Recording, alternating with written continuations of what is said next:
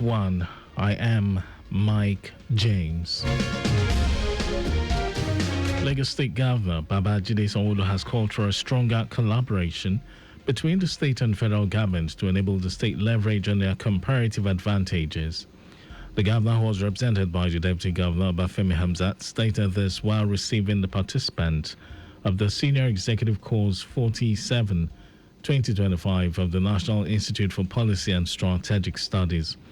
Governor Sanwo-Olu noted that there should be effective collaboration between state and federal government agencies in the state across the country, noting that such collaboration will go a long way in preferring solutions to issues and challenges that may be affecting harmonious relationships between them.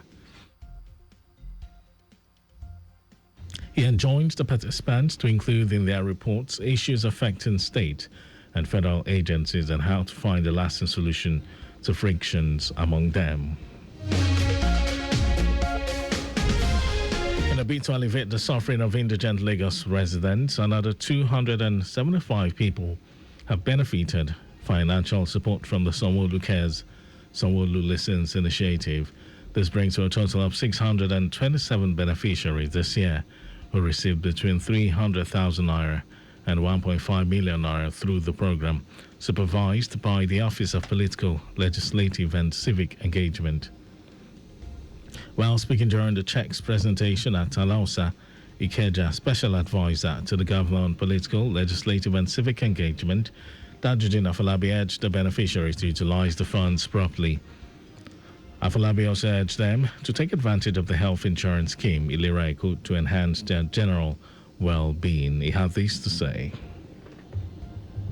That during the campaign, he promised Lagosians that is going to put smiles on the faces of all Lagosians, irrespective of where you come from.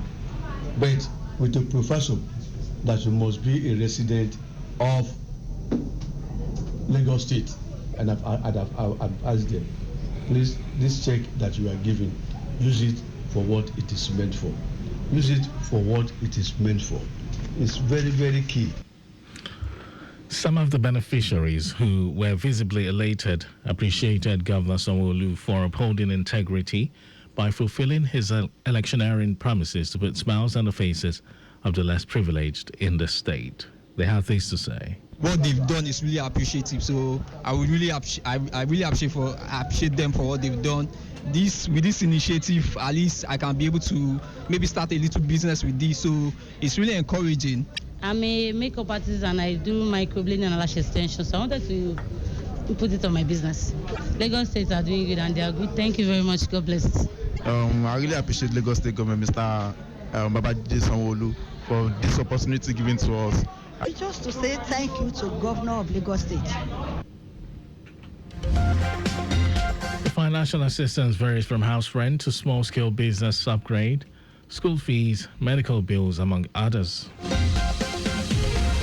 In its continued commitment to excellence in record-keeping and archival practices, the Lagos State Records and Archives Bureau, LASRAB, has organized a 4-day upskilling training program for archivists deployed across ministries, departments, and agencies, MDAs in Lagos.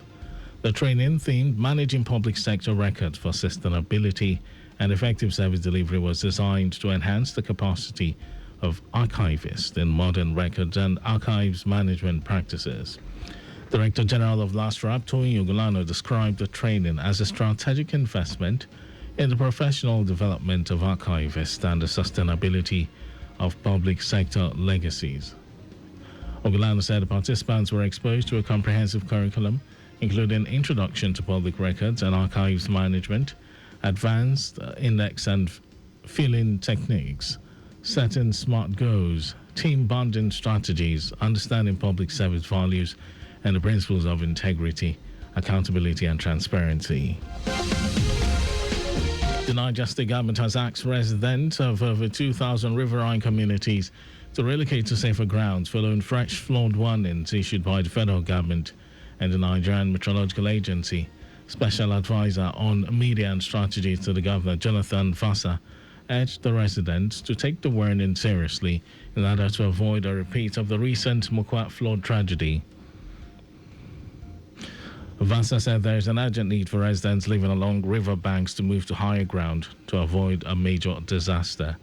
He added that the state government will soon embark on a statewide awareness and sensitization of the people, especially those communities that are prone to flood, and the need for them to detach themselves from their ancestral homes as the rain approaches.